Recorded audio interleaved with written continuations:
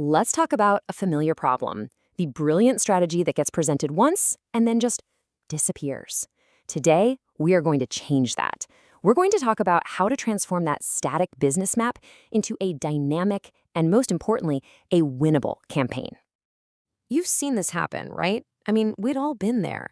A team spends months, maybe even a year, crafting the perfect strategic plan.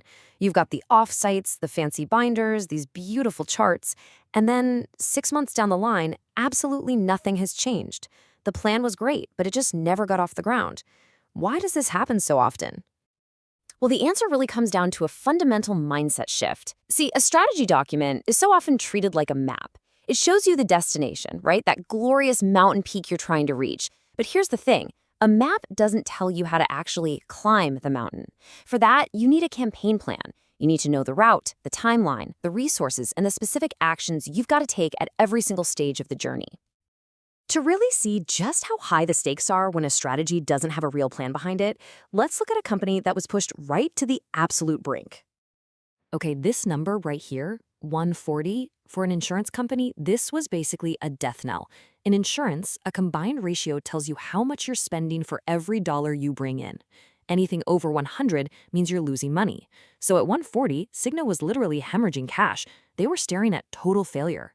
They had a vision, sure, to become a top quartile performer, but from where they were standing, that vision felt completely impossible. So how in the world did they pull off such a remarkable turnaround? Well, they stopped thinking about their strategy as one single impossible goal. Instead, they started thinking about it like a military campaign, one that's made up of a whole series of smaller, winnable battles. And this quote, this right here, is the crucial point. It just captures the absolute essence of their success. They took this seemingly impossible goal, slashing that combined ratio by a massive 37 points, and they broke it down into manageable chunks.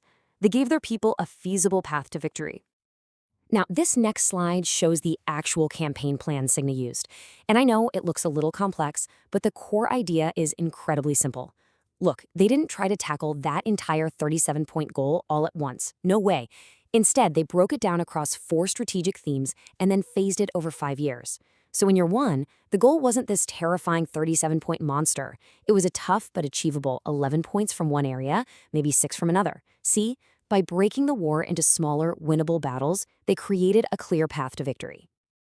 Cigna's story is just incredible, but how can you apply this campaign thinking to your own strategy? Well, luckily, there's a clear 6-step playbook for doing exactly that. So, we're going to walk through this whole 6-step process. We'll use a case study from a big consumer bank to see how each step works in the real world.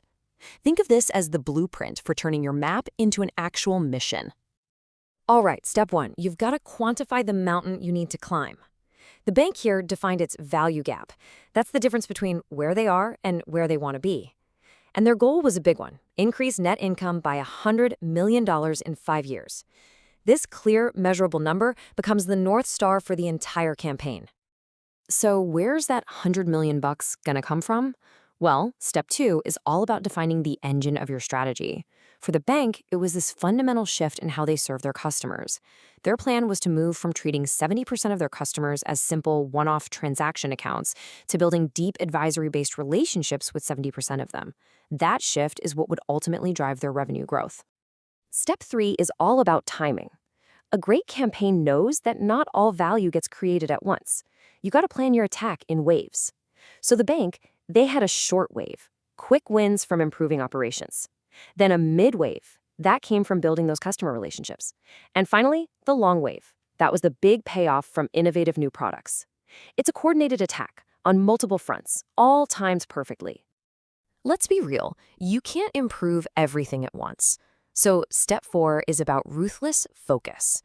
The bank identified just a handful of the most critical internal processes that really mattered, things like providing a rapid response to customers. These themes become the key battlegrounds where the war is either won or lost. But hey, processes don't run themselves, do they? Step 5 is making sure you have the right people, the right technology, and the right culture, what we call the intangible assets. The bank's plan, for instance, called for big investments in a customer-focused culture, a new CRM system, and training for its employees so they could become trusted advisors. This makes sure the organization is actually capable of executing the plan. And finally, step 6. This is where strategy becomes action. Those high-level themes get broken down into concrete, funded projects. So for a theme like shift to appropriate channel, the plan would list specific initiatives, a telemarketing campaign, a CRM rollout, and each one has its own measures, targets, an owner, and a budget. This is how everybody in the organization knows exactly what they need to do. Now, you might be thinking, okay, this all sounds great for a bank, but does this campaign logic really apply anywhere else? The answer is a resounding yes, absolutely. Just take a look at this. On the left, you've got the bank strategy map we've been talking about. On the right, that's a mission map for the U.S. Army. The words are different, sure. Shareholder value becomes stakeholder mission, customers become the American people, but the underlying structure is identical. Both start with a high-level objective, they link it to internal processes, and they ground it all in a foundation of people and resources. This is a universally powerful framework for getting things done. So, what does this all mean for you and your organization's next big strategic push? Well, it means you have a choice. You can create another map that sits on a shelf, or you can plan a campaign that you can actually win. Adopting this campaign mindset really just comes down to a few key actions. First, translate your grand vision into a measurable target. Second, define a clear timeline that shows how value is going to be created over time. And most importantly, identify and fund the specific initiatives that are going to get you there. When you do this, you stop just pointing at the destination and you start actually leading the expedition. You turn that static map into a dynamic plan for victory. So I'll leave you with this question.